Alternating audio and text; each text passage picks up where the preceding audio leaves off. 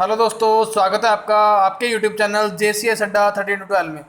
जैसा कि आप देख पा रहे होंगे, हम लगातार क्वेश्चंस के रामबाण कंप्यूटर के रामबाण क्वेश्चन की एक सीरीज स्टार्ट कर रखी है हमने, जिसमें हमने लगभग 10 पार्ट्स को पढ़ लिया है। आज हमारा ये 11वां पार्ट होने वाला है। हमारे ये पार्ट लगातार चलते रहेंगे और आप इन्हें देखते रहिए और अपनी परीक्षाओं में सफलता पाते रहिए। तो चलिए स्टार्ट करते हैं आज का पहला क्वेश्चन। तो पहला क्वेश्चन स्टार्ट करने से पहले मैं आपको एक बात बता दूं, ये जो सीरीज़ है ये इसलिए चलाई गई है कि आप अपनी तैयारी को जान सकें। देखो लिखा हुआ है तैयारी जांचें, अपनी तैयारी को क्या करें, जांचें। और आप अपने प्रत्येक क्वेश्चन का जो आंसर है वो साथ साथ देते रहिए और अपने तैयारी को जांचते रहिए। और अंत में आप अपने कंप्लीट स्कोर को कमेंट बॉक्स में अवश्य दें और ज़्यादा से ज़्यादा विद्यार्थियों को इस क्लास को शेयर करें ताकि और भी विद्यार्थी हमारे साथ जुड़ सकें और इस क्लास का फ़ायदा उठा सकें। तो चलिए स्टार्ट करते हैं। प्रीवियस क्लास का जो क्वेश्चन ऑफ द डे था, जैसा कि आप देख पा रहे होंगे कि हम प्रतिदिन लास्ट क्लास में हम आपको एक क्वेश्चन दे के जाते हैं जो आपको घर पे क्वेश्चन सॉल्व करना होता है। तो प्रीवियस क्लास का जो क्वेश्चन ऑफ द डे था वो था, इनमें से कौन सा पोज स्कैनर है, which of these is a pose scanner. पहला ऑप्शन था आपके पास BCR, दूसरा था MICR, तीसरा था OCR, चौथा था OMR। तो कमेंट बॉक्स में कमेंट करिए इस क्वेश्चन का आंसर क्या था। तो आप लोगों ने आंसर दिया था BCR। क्या दिया था बच्चा answer? BCR, bar code reader. उस क्वेश्चन का आंसर देने वाला था गौरी शंकर नाम का लड़का, जिसने आंसर दिया था, सबसे पहले आंसर दिया था। देखिए जो सबसे पहले आंसर देगा उसी का नाम यहाँ पर लिया जाएगा। तो गौरी शंकर ने सबसे पहले आंसर दिया था। तो पोज स्कैनर क्यों बोलते हैं मैं वो भी बता देता हूँ। पोज का जो पूरा नाम होता है वो होता है पॉइंट ऑफ सेल। क्या होता है? पॉइंट ऑफ सेल बोलते हैं। अब जो बेचने का काम कराए वो है पॉइंट ऑफ सेल, जिससे सामान को क्या किया जाए, बेचा जाए। जब आप माल या मार्केट में जाते हो तो वहाँ आपको BCR मिलता है, इसे बोलते हैं बार कोड रीडर। क्या बोलते हैं? Bar code reader. तो ये काम क्या आता है, जब आप जाते हो मार्केट में तो आप कोई भी प्रोडक्ट खरीदते हो तो जिससे उसकी प्रोडक्ट की डिटेल वगैरह आती है वो BCR ही होता है। अब देखिए और भी ऑप्शन दे रखे हैं। MICR, इसका यूज़ होता है बैंक्स के अंदर। कहाँ होता है? बैंक्स में। जो चेक होता है, चेक की जांच जो होती है वो किससे होती है? MICR से होती है। अब कमेंट बॉक्स में आपको MICR का फुल फॉर्म बताना है। इसका मैं आपको प्रीवियस क्लासेस के अंदर बता चुका हूँ और फुल फॉर्म की सीरीज़ आपने नहीं देखी है तो देख लीजिएगा। डिटेल से बताई गई है फुल फॉर्म, ताकि आपको फुल फॉर्म याद हो जाए, भूले नहीं। तो फुल फॉर्म को अवश्य देखिएगा और जितनी भी क्लासेस आज तक आपने पढ़ी होंगी उनमें फुल फॉर्म आपको डिफरेंट तरीके से पढ़ाने को मिलेगी। लेकिन उसे बोर नहीं होना, उसको समझिएगा, 2 बार देखिए क्लास को ताकि आपको अच्छी तरह से याद हो जाए। देखिए नेक्स्ट ऑप्शन आपको क्या दे रखा है? OCR। OCR जो होता है वो हाथ से लिखे या प्रिंटेड जो टेक्स्ट होता है उसको चेक करने का कार्य है, उसको रीड करने का कार्य है, कौन करता है? OCR करता है। OCR का फुल फॉर्म क्या होता है? Optical character recognition. ध्यान रखना, रिकॉग्निशन करना है इसको, तो ध्यान रखनी है इसकी फुल फॉर्म। मैंने प्रीवियस क्लासेस में आपको करवा रखी। OMR, जो आपके हाथ से जो गोले फिल किए जाते हैं, OMR शीट भर के आते हो आप, उसको चेक करने का काम कौन करता है? OMR स्कैनर करता है। तो ये सारे चारों के चारों डायरेक्ट इनपुट डिवाइस भी होते हैं। क्या होते हैं? Direct input device. ध्यान रखना, डायरेक्ट को हिंदी में प्रत्यक्ष लिखा जाता है। कई बार आपको हिंदी में कंफ्यूज करने के लिए प्रत्यक्ष शब्द का भी यूज़ किया जा सकता है। तो BCR, MICR, OCR, OMR ये सब प्रत्यक्ष इनपुट डिवाइसेस होंगी। तो चलिए आज का पहला क्वेश्चन देखते हैं। बने रहिए हमारे साथ पूरी सीरीज़ के अंदर और अंत में हम बताएंगे कि पिछली क्लास का आज जो स्टूडेंट था जिसने मैक्सिमम स्कोर हासिल किया था वो हम बताएंगे क्लास के अंदर। आगे बने रहिए। तो चलिए आज का पहला सवाल देखते हैं। पहला सवाल है, डैश प्रोग्राम एक बड़ी फाइल को छोटी फाइल में संपीड़ित कर देता है। A dash the program compress a large file into a smaller file. तो कमेंट करिए इस क्वेश्चन का आंसर क्या होगा कमेंट बॉक्स के अंदर। पहला ऑप्शन है विनश्रिंक, नेक्स्ट आपके पास विन स्टाइल, नेक्स्ट है विनजिप, नेक्स्ट है इनमें से कोई नहीं। कमेंट करिए बच्चा, 5 सेकंड का समय आपको दिया जाता है प्रत्येक क्वेश्चन के लिए, तो कमेंट करिए इस क्वेश्चन का आंसर क्या होगा। ए होगा, बी होगा, सी होगा या डी होगा। The program compress a large file into smaller file. Comment करिए इस क्वेश्चन का आंसर। इस क्वेश्चन का जो आंसर होगा बच्चा वो होगा विनजिप। क्या होगा बच्चा? विनजिप।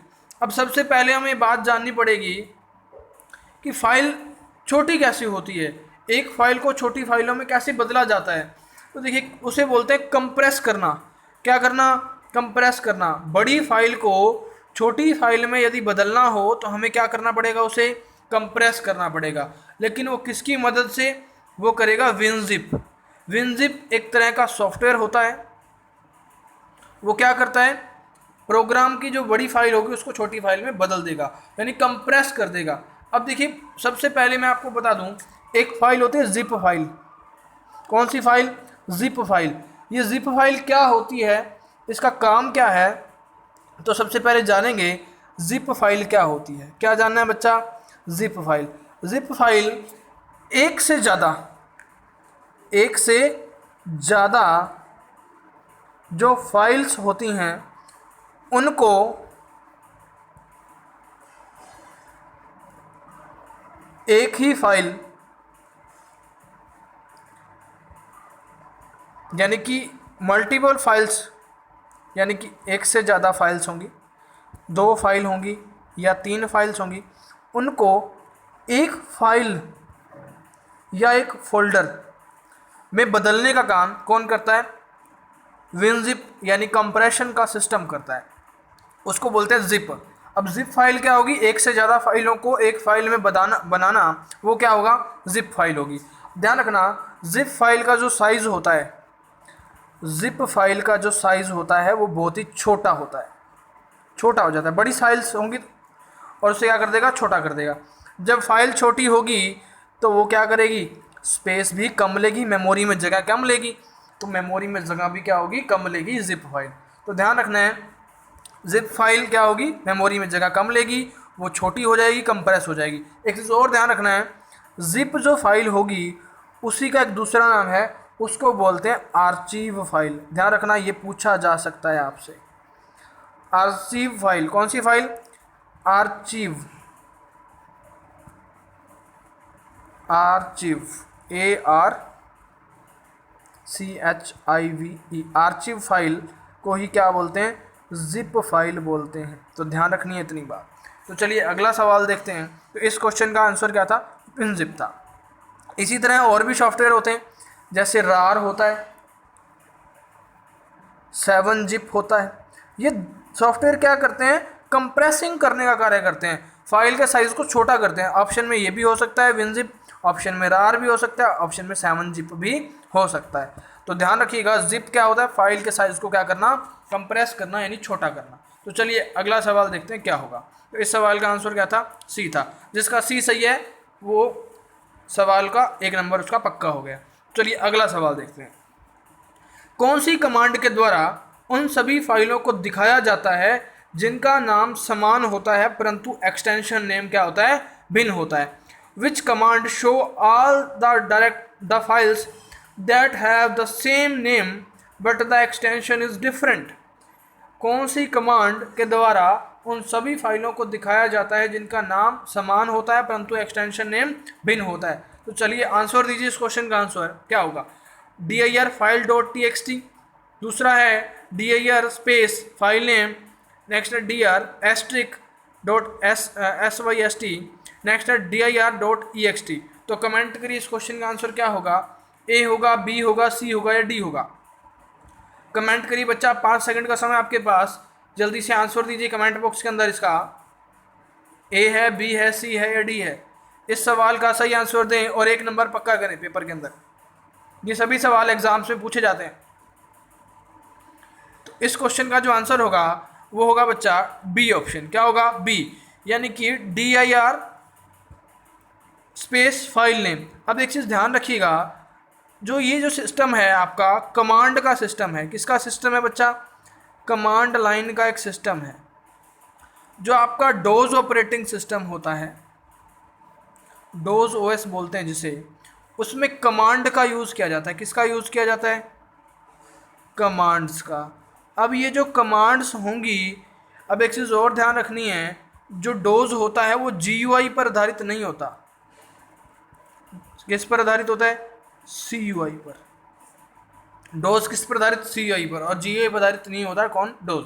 अब एक चीज़ ध्यान रखना है, इसमें क्या यूज़ होती है? कमांड। जो dir कमांड होती है उसका काम पहले आपको ध्यान रखना है। जो dir कमांड होती है वो काम करती है आपका डायरेक्टरीज, जो आपकी डायरेक्टरीज होती हैं उनसे संबंधित काम कौन करता है? dir करता है। काम सुन लीजिए पहले इसका, पेपर में काम पूछा जा सकता है इसका। जो dir कमांड है उसका काम पूछ सकता है। तो डायरेक्टरी में फाइल या फोल्डर की सूची, लिस्ट, डायरेक्टरी की लिस्ट, सीधी बात करूं तो डायरेक्टरी की लिस्ट देखने के लिए इसका यूज़ करते हैं, dir कमांड का यूज़ करते हैं। तो देखिएगा, एक चीज़ और ध्यान रखिएगा, यदि सेम ही एक्सटेंशन नेम हो, यदि आपको चाहिए, देखो txt लिखा हुआ है, txt किसकी होती है? नोटपैड की। अब देखो .txt लिख दोगे तो नोटपैड की फाइल ही आएंगी आपके पास। लेकिन आप चाहते हो नाम सेम हो, देखिए लिखा क्या है, सभी फाइल को दिखाया जाए जिसका नाम क्या हो? सेम हो, लेकिन एक्सटेंशन नेम क्या हो? भिन्न हो। तो फाइल नेम लिखते ही dir के आगे तो एक ही नाम की सभी फाइल्स आ जाएंगी, चाहे उनका एक्सटेंशन नेम यानी टाइप क्या हो? भिन्न हो। तो इस क्वेश्चन का आंसर क्या होगा? बी होगा। क्या होगा? बी। तो चलिए अगला सवाल देखते हैं। जिसका बी है उसका 1 नंबर पक्का हो गया बच्चा। तो चलिए अगला सवाल देखते हैं। क्या दबाने पर सेल आपके द्वारा टाइप किए गए तत्वों को स्वीकारती है? Does the cell accept the element you type when pressed? पहला ऑप्शन आपके पास कंट्रोल प्लस एंटर है, नेक्स्ट आपके पास शिफ्ट प्लस एंटर है, नेक्स्ट आपके पास एंटर है, और डी आपके पास इंसर्ट है। तो चलिए इस क्वेश्चन का आंसर दीजिए, क्या होगा इस क्वेश्चन का आंसर? ए होगा, बी होगा, सी होगा या डी होगा?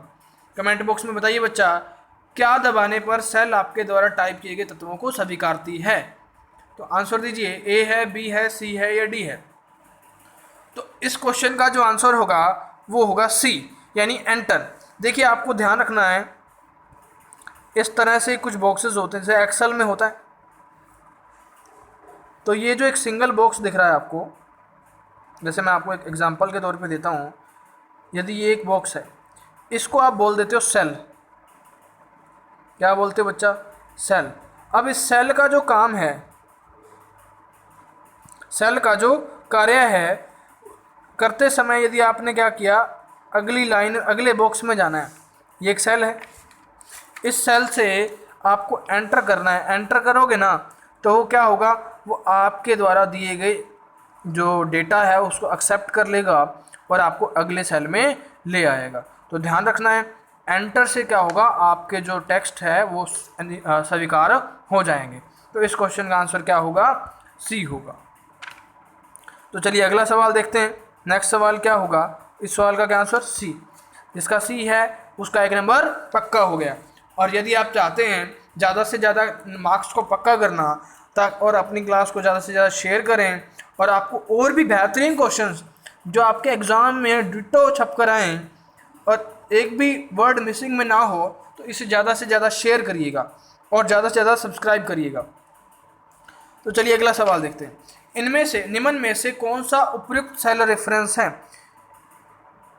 विच of the following is appropriate cell reference? अब देखिएगा, सवाल को ध्यान से समझना है और आंसर भी ध्यान से देना है। इसमें लैंग्वेज को कंफ्यूज किया गया है, जैसा कि आपके एग्जाम में कंफ्यूज किया जाता है। तो पहला ऑप्शन आपके पास ए ऑप्शन है, तो आंसर दे सकते हो आप बी, सी या डी। तो कमेंट करिए, निम्न में से कौन सा उपयुक्त सेल रेफरेंस है? Which of the following is an appropriate cell reference? A है, बी है, सी है या डी है? तो कमेंट करिए कमेंट बॉक्स में इसका आंसर। इसका आंसर होगा बच्चा बी ऑप्शन। अब देखिए एक चीज़ ध्यान रखनी है, जो एप्रोप्रिएट शब्द दिया है मैंने आपको, इसी का एक मीनिंग होता है एब्सोल्यूट। ये तो सुना ही होगा आप लोगों ने, absolute cell reference. Absolute cell reference, ध्यान रखना है एप्रोप्रिएट यानी उपयुक्त, इसी को क्या बोलते हैं, एब्सोल्यूट को बोलते हैं। किसको बोलते हैं, एब्सोल्यूट को। तो लैंग्वेज बदल के दे सकता है आपको सवाल, एब्सोल्यूट को ही क्या बोलते हैं, एप्रोप्रिएट बोलते हैं। एब्सोल्यूट सेल का रेफरेंस का जो एग्जांपल होगा वो क्या होगा, $1, तो ये किसका एग्जांपल है, एब्सोल्यूट सेल रेफरेंस का एग्जांपल है। तो ध्यान रखना है इस क्वेश्चन का आंसर क्या होगा, बी होगा। अब देखिए और ऑप्शन दे रखे हैं, ये भी किसी सेल का एड्रेस नहीं होता, ये एब्सोल्यूट हो गया। ध्यान रखिए ये जो सिंपल दे रखा है आपको A1 लिख कर, इसको बोलते हैं आपका रिलेटिव सेल रेफरेंस। कौन सा, रिलेटिव सेल रेफरेंस, किसको सिंपली लिखा जाए A1। और इसको क्या बोलते हैं, इसको बोलते हैं आपका मिक्स्ड सेल रेफरेंस। तो इस क्वेश्चन का आंसर क्या होगा, बी होगा। एक चीज़ और ध्यान रखनी है, सेल का एड्रेस बनता कैसे है। मान लेते हैं ये A कॉलम है, ये B कॉलम है, और यहाँ पर आपको कुछ नंबर्स दे रखे हैं, ये 1 है, ये 2 है। तो ये जो एड्रेस होगा, इसका जो एड्रेस होगा वो A1 होगा, पहले कॉलम का अल्फ़ाबेट फिर रो का नंबर, तो क्या बन जाएगा A1। एब्सोल्यूट कौन सा होगा, ये कौन सा होगा, रिलेटिव, ये कौन सा होगा, मिक्स्ड। तो ध्यान रखना इस क्वेश्चन का आंसर क्या होगा, बी होगा। क्वेश्चन की लैंग्वेज का ध्यान रखिएगा, इस तरह के सवाल कंफ्यूज करके आपसे पूछे जा सकते हैं। चलिए अगला सवाल देखते हैं, निम्न में से कौन सा फॉन्ट का स्टाइल नहीं है, which of the following is not a font style. पहला ऑप्शन आपके पास बोल्ड है, नेक्स्ट आपके पास इटैलिक है, नेक्स्ट आपके पास अंडरलाइन है, और नेक्स्ट आपके पास रेगुलर है। तो कमेंट करिए निम्न में से कौन सा फॉन्ट का स्टाइल नहीं है, ए है, बी है, सी है या डी है। कमेंट बॉक्स में आंसर दीजिए इसका, ए है, बी है, सी है या डी है, कौन सा फॉन्ट स्टाइल नहीं है। अब ध्यान रखिए इस क्वेश्चन का जो आंसर होगा वो होगा अंडरलाइन। क्या होगा बच्चा, अंडरलाइन। ध्यान रखना है, एक तो होता है बोल्ड जिसकी शॉर्टकट जनरली होती है Ctrl+B, मैं साथ के साथ आपको शॉर्टकट लिख दे रहा हूँ, और इसकी जो शॉर्टकट होती है जनरली वो होती है Ctrl+I, अंडरलाइन की होती है Ctrl+U, और रेगुलर की कोई भी शॉर्टकट नहीं होती। अब मैं आपको कुछ बातें बता देता हूँ, बोल्ड भी एक स्टाइल है, इटैलिक भी एक स्टाइल है, रेगुलर भी एक क्या है, स्टाइल है, लेकिन अंडरलाइन स्टाइल नहीं होता, अंडरलाइन स्टाइल नहीं होता। तो ये ध्यान रखना है, स्टाइल कौन कौन से होते हैं, बोल्ड होता है, इटैलिक होता है, रेगुलर होता है। अब एक चीज़ और ध्यान रखनी है, रेगुलर जो होता है ये बाय डिफ़ॉल्ट होता है, बाय डिफ़ॉल्ट यानी कि शुरू से जैसा शुरू से दिखाई देगा वो क्या होगा, रेगुलर स्टाइल होगा। बोल्ड का मतलब होता है डार्क करना, इटैलिक का होता है तिरछा करना। तो इस क्वेश्चन का आंसर क्या होगा, अंडरलाइन यानी सी होगा। तो सवालों को यदि आपको समझ पा रहे हैं तो इस क्लास को ज़्यादा से ज़्यादा शेयर करिएगा और ज़्यादा से ज़्यादा सब्सक्राइब करिएगा यदि आपने नहीं किया है, और अपने फ्रेंड से भी कराइएगा। चलिए अगला सवाल देखते हैं। नेक्स्ट सवाल है, किस प्रक्रिया द्वारा यह जांच की जाती है कि क्या कंप्यूटर के सभी तत्व सही प्रकार से कार्य कर रहे हैं और भली प्रकार से संयोजित हैं। By which process it is checked whether all the elements of the computer are functioning properly and well organised. पहला ऑप्शन आपके पास प्रोसेसिंग है, नेक्स्ट आपके पास बूटिंग है, नेक्स्ट आपके पास सेविंग है, नेक्स्ट आपके पास एडिटिंग है। तो कमेंट बॉक्स में आंसर दीजिए, इस क्वेश्चन का आंसर क्या होगा, ए होगा, बी होगा, सी होगा या डी होगा। किस प्रक्रिया द्वारा जांच की जाती है कि कंप्यूटर के सभी तत्व सही प्रकार से कार्य कर रहे हैं और भली प्रकार से संयोजित हैं। कमेंट करिए बच्चा इस क्वेश्चन का आंसर, ए है, बी है, सी है या डी है। 5 सेकंड का समय आपको दिया ही जाता है। तो इस क्वेश्चन का जो आंसर होगा वो होगा बूटिंग। तो ध्यान रखिएगा इस क्वेश्चन का आंसर क्या है, बूटिंग है। तो इस क्वेश्चन का आंसर क्या होगा, बूटिंग होगा। सबसे पहले एक चीज़ ध्यान रखिएगा, बूटिंग होती क्या है। कंप्यूटर को स्टार्ट करना जो उसका प्रोसेस है उसी को क्या बोलते हैं, बूटिंग बोलते हैं। अब आप कमेंट बॉक्स में बताइएगा बूटिंग कितने टाइप्स की होती है और कौन कौन सी होती है। बूटिंग कौन कौन सी होती है और कितने टाइप्स की होती है, आपको कमेंट बॉक्स में बताना है। तो देखिए आपको ऑप्शन दे रखा है प्रोसेसिंग। प्रोसेसिंग कौन करता है बच्चा, सीपीयू करता है। अरे कौन करता है, CPU. Mind brain of computer किसे कहते हैं, सीपीयू को कहते हैं। अब एक चीज़ और ध्यान रखनी है, जो सीपीयू होता है वो किससे बना होता है, वो सिलिकॉन की एक चिप होती है ना। सीपीयू कैसी चिप होती है, सिलिकॉन की। अब आपको बताना है सिलिकॉन वैली ऑफ वर्ल्ड और सिलिकॉन वैली ऑफ इंडिया कहाँ पर है। सिलिकॉन वैली ऑफ इंडिया और सिलिकॉन वैली ऑफ वर्ल्ड कहाँ पर है, ये आपको कमेंट बॉक्स में बताना है। और आपको ये भी बताना है कि सेविंग की शॉर्टकट की क्या होती है, सेव की शॉर्टकट की क्या होती है। ठीक है ना, आपको कमेंट बॉक्स में बताना है सेव की शॉर्टकट क्या क्या होती है। जितनी भी शॉर्टकट आपको याद हो आप कमेंट बॉक्स में बताइएगा। इस क्वेश्चन का आंसर क्या होगा, बी होगा। तो चलिए अगला सवाल देखते हैं। नेक्स्ट सवाल होगा, निम्न में से कौन सी भाषा गणितीय अभिविन्यस्त भाषा है जो विज्ञान से संबंधित समस्याओं को सुलझाती है। Which of the following is a mathematical oriented language that solve problem related to science. तो कमेंट करिए इस क्वेश्चन का आंसर, ए होगा, बी होगा, सी होगा या डी होगा। निम्न में से कौन सी भाषा गणितीय अभिविन्यस्त भाषा है जो विज्ञान से संबंधित समस्याओं को सुलझाती है। तो क्वेश्चन को ध्यान से समझिएगा और ध्यान से आंसर दीजिएगा। कोबल है, फोर्ट्रन है, लिस्प है या प्रोलोग है। ए ऑप्शन होगा, बी ऑप्शन होगा, सी होगा या डी होगा। तो कमेंट करिएगा इस क्वेश्चन का आंसर क्या होगा। 5 सेकंड का समय आपके पास है। ए है, बी है, सी है या डी है। कौन सी भाषा है जो गणितीय अभिव्यवस्था भाषा है और विज्ञान से समस्याओं को सुलझाती है। तो इस क्वेश्चन का जो आंसर होगा वो होगा फोर्ट्रन। क्या होगा बच्चा, फोर्ट्रन। ध्यान रखिएगा फोर्ट्रन का मतलब होता है फॉर्मूला ट्रांसलेशन। क्या होता है, फॉर्मूला ट्रांसलेशन। अब एक चीज ध्यान रखनी है, जब भी फॉर्मूला आ गया तो वहां क्या आ जाएंगी बच्चा, मैथमेटिकल ओरिएंटेड लैंग्वेज हो जाएगी क्या वो, जहां फॉर्मूला आ गया। और ध्यान रखिएगा इनको कौन यूज करते हैं, साइंटिस्ट यूज करते हैं। तो इस क्वेश्चन का आंसर क्या होगा, बी होगा। अब एक देखिए ऑप्शन और भी दे रखे हैं आपको, उन भी आपको कोबल। अब देखिएगा कोबल का जो फुल फॉर्म होता है वो होता है कॉमन बिजनेस ओरिएंटेड लैंग्वेज।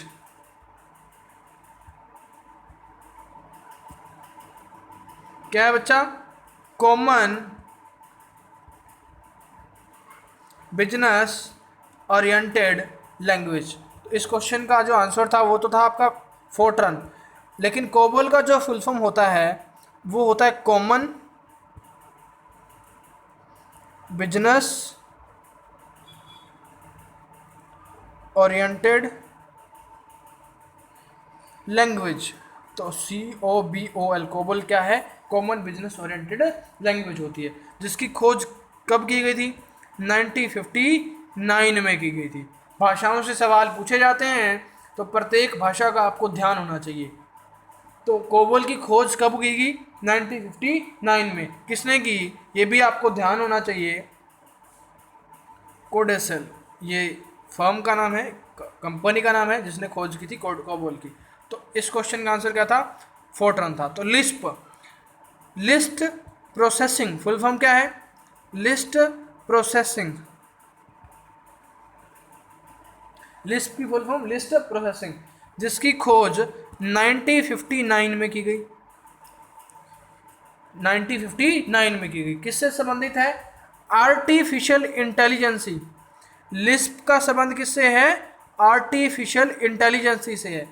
अब एक चीज़ और भी ध्यान रखना, नीचे आपको ऑप्शन दे रखा है प्रोलोग, इसका संबंध भी किससे है, आर्टिफिशियल इंटेलिजेंसी AI से है।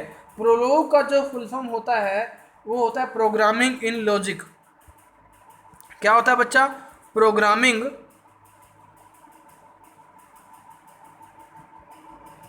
इन लॉजिक। तो इस क्वेश्चन का आंसर क्या था, फोर्ट्रन था। तो एक क्वेश्चन के आपने 4 या 5 क्वेश्चंस को निकाला है, तो बने रहिए हमारे साथ। इसी तरह आपके 10 सवालों से आपके 50 से लगभग सवाल आपके यहाँ पर कवर हो जाते हैं प्रतिदिन। तो हमारी इस क्लास को यदि आप पसंद कर पा रहे हैं तो इसे ज़्यादा से ज़्यादा लाइक करें और ज़्यादा से ज़्यादा शेयर कर दीजिए। तो अगला सवाल देखते हैं, नेक्स्ट सवाल क्या होगा।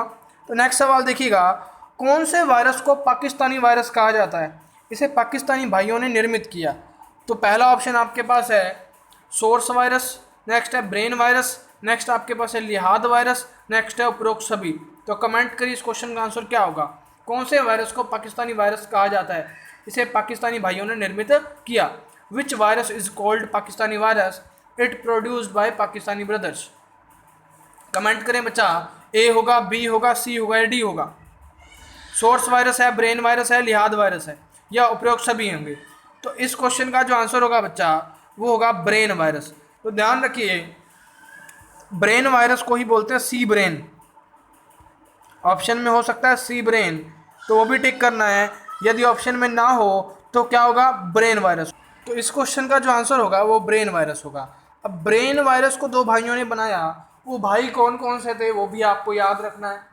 अमजद और बासित नाम से 2 व्यक्ति थे, अमजद, बासित, ये 2 भाई थे, इन्होंने बनाया था सी ब्रेन नाम का वायरस। अब ध्यान रखना है, जो आपका MS डोज ऑपरेटिंग सिस्टम था ना, उसका यह पहला वायरस है, पहला कंप्यूटर वायरस। किसके लिए, MS डोज के लिए। बना कब, ये भी तारीख आपको ध्यान होनी चाहिए। तो ये बना था आपका 1971 के अंदर। कब बना बच्चा, 1971 के अंदर। एक चीज़ और भी ध्यान रखनी है, इस वायरस को क्या कहते हैं, इस वायरस को कहते हैं boot sector virus. Boot sector virus कहा जाता है किसको, ब्रेन वायरस को। तो ये था इस क्वेश्चन का आंसर। तो चलिए अगला सवाल देखते हैं। नेक्स्ट सवाल क्या है, किसी प्रेजेंटेशन की स्लाइड को प्रिंट करने के लिए किस व्यू का प्रयोग किया जाता है। Which view is use to print the slide of a presentation. पहला ऑप्शन आपके पास हैंड आउट व्यू है, नेक्स्ट ऑप्शन आपके पास आउटलाइन व्यू है, नेक्स्ट आपके पास नोट्स व्यू है, इनमें से कोई नहीं। तो कमेंट करिए बच्चा इस क्वेश्चन का आंसर क्या होगा, ए होगा, बी होगा, सी होगा या डी होगा। किसी प्रेजेंटेशन की स्लाइड को प्रिंट करने के लिए किसका उपयोग किया जाता है। तो इस क्वेश्चन का आंसर कमेंट करें बच्चा, हैंड आउट व्यू होगा, आउटलाइन व्यू होगा, नोट्स व्यू होगा या इनमें से कोई नहीं। प्रेजेंटेशन की स्लाइड को प्रिंट करने के लिए किस व्यू का प्रयोग किया जाता है। तो इस क्वेश्चन का जो आंसर होगा वो होगा ए, हैंड आउट व्यू। अब एक चीज़ आपको ध्यान रखनी है, जो हैंड आउट व्यू होगा इसमें आपको इस तरह से बॉक्सेस दे दिए जाएंगे अलग अलग। तो उसी व्यू में क्या होगा, स्लाइड को क्या किया जाएगा, प्रिंट किया जाएगा। अब स्लाइड बनती कहाँ है, पावर पॉइंट में। कहाँ बनती है, पावर पॉइंट में। और किस में, स्लाइड को ही एक पेज कहा जाता है। एक चीज़ और ध्यान रखनी है, जो आपका आउटलाइन व्यू होता है ये आपके बुलेट्स लगाने के लिए प्रयोग होता है। इस व्यू में क्या लगती हैं, बुलेट्स लगती हैं। और नोट्स व्यू में नीचे कोई नोट लिखने के लिए स्लाइड से संबंधित। अब एक चीज़ और भी ध्यान रखनी है, जो आपका हैंड आउट व्यू है उसका व्यू हो जाता है पोर्ट्रेट। कैसा, पोर्ट्रेट हो जाता है। नोट्स व्यू में भी कैसा हो जाता है, पोर्ट्रेट हो जाता है। क्या हो जाता है, पोर्ट्रेट। ओरिएंटेशन जो क्या हो जाता है, पोर्ट्रेट। आउटलाइन व्यू, जो आउटलाइन व्यू होता है आपका उसमें कैसा रहता है, उसमें रहता है बच्चा लैंडस्केप। तो ध्यान रखना है, ये आपको अंतर पता होने चाहिए। तो चलिए अगला सवाल देखते हैं, लास्ट सवाल आज की क्लास का। वह कौन से वायरस हैं जो फ्लॉपी डिस्क ड्राइव में रहते हैं और फ्लॉपी डिस्क द्वारा संचारित होते हैं। Which is the virus that reside in the floppy disk and is transmitted by the floppy disk. तो पहला ऑप्शन आपके पास ट्रोजन वायरस है। देखिए वायरस से सवाल पूछा जाएगा इस पेपर के अंदर इस बार, क्योंकि कंप्यूटर में भी वायरस का बहुत बड़ा रोल होता है और इंसान की लाइफ में भी बहुत बड़ा रोल होता है। जैसे इस समय कोरोना वायरस का बहुत बड़ा रोल चल रहा है, लोगों की ज़िंदगी का सवाल बन रहा है कोरोना वायरस। तो ध्यान रखिएगा, वायरस बहुत ही इंपॉर्टेंट होते हैं, चाहे आप साइंस में ले लीजिए चाहे आप कंप्यूटर में ले लीजिए। तो इस क्वेश्चन का आंसर कमेंट बॉक्स में बताइएगा। क्या ट्रोजन हॉर्स होगा, टाई बूट सेक्टर होगा, क्या स्क्रिप्ट होगा या लॉजिक बम होगा? तो इस क्वेश्चन का आंसर कमेंट बॉक्स में बताइए। वह कौन सा वायरस है जो फ्लॉपी डिस्क ड्राइव में रहते हैं और फ्लॉपी डिस्क द्वारा ही संचालित होते हैं? कमेंट करिए बच्चे, इस क्वेश्चन का आंसर क्या होगा? ए होगा, बी होगा, सी होगा या डी होगा? तो इस क्वेश्चन का जो आंसर होगा वो होगा बूट सेक्टर वायरस। अब आपको ध्यान रखना है, फ्लॉपी डिस्क है तो उसमें क्या होंगी, जो हमारी बूटिंग की फाइल्स होंगी वो कहाँ रहेगी? फ्लॉपी डिस्क या हार्ड डिस्क में। किसकी फाइल? बूटिंग की फाइल, जिससे कंप्यूटर ऑन होता है। तो वो जो बूट सेक्टर है वायरस, वो क्या होगा? हमारी फ्लॉपी डिस्क में रहेगा और उसी में ही रहकर क्या होगा? ट्रांसमिट होगा और उसी में ही रहकर क्या होगा? बनेगा। तो ध्यान रखना है, इस क्वेश्चन का आंसर क्या होगा? बूट सेक्टर होगा। तो चलिए, आज की ये थी हमारी आज की क्लास। यदि आपको हमारी क्लास पसंद आई हो, इस क्लास को लाइक कर दीजिएगा। हम पिछली क्लास का जो कैंडिडेट था, इसके मैक्सिमम मार्क्स आए थे, उसके बारे में बता देता हूँ। इस विद्यार्थी का नाम गौरी शंकर था। ये लगातार मैक्सिमम स्कोर्स में बना हुआ है और आप भी बन सकते हैं यदि आप मैक्सिमम स्कोर्स ज़्यादा से ज़्यादा पढ़ाई करें और ज़्यादा से ज़्यादा आंसर दें। तो मुझे खुशी होगी कि आप भी हमारी क्लास से पढ़कर बहुत ज़्यादा फ़ायदा उठा पा रहे हैं और ज़्यादा से ज़्यादा सवालों को सही कर पा रहे हैं। आज का जो हमारा क्वेश्चन ऑफ द डे है वो है पेंडोरा क्या है? What is Pandora? पहला ऑप्शन आपके पास इंटरनेट वीडियो है, नेक्स्ट आपके पास इंटरनेट चैट है, नेक्स्ट इंटरनेट वीडियो है, या इनमें से कोई नहीं। तो कमेंट करिएगा पेंडोरा क्या है। सबसे पहले आंसर देने वाले बच्चे का नाम भी दिया जाएगा, जो बच्चा आंसर सबसे पहले देगा। तो ये थी हमारी आज की क्लास। यदि आपको हमारी क्लास पसंद आ रही है तो इसे ज़्यादा से ज़्यादा विद्यार्थियों को शेयर करें और ज़्यादा से ज़्यादा लाइक करें और ज़्यादा से ज़्यादा शेयर करें और बेल आइकन को अवश्य प्रेस कर लें, ताकि आपको ये वीडियो प्रतिदिन मिलती रहे और नोटिफिकेशन भी आपको मिलता रहे। यदि आपका कोई सुझाव हो, कोई सब्जेक्ट और शुरू करने का या कोई और कंप्यूटर की थ्योरी क्लास शुरू करने का, तो कोई टॉपिक आपका वीक हो, तो हम उसकी क्लास अच्छी तरह से शुरू कर सकते हैं विद डिटेल। तो ये थी हमारी आज की क्लास। धन्यवाद। जय हिंद, जय भारत। बचे रहें कोरोना से।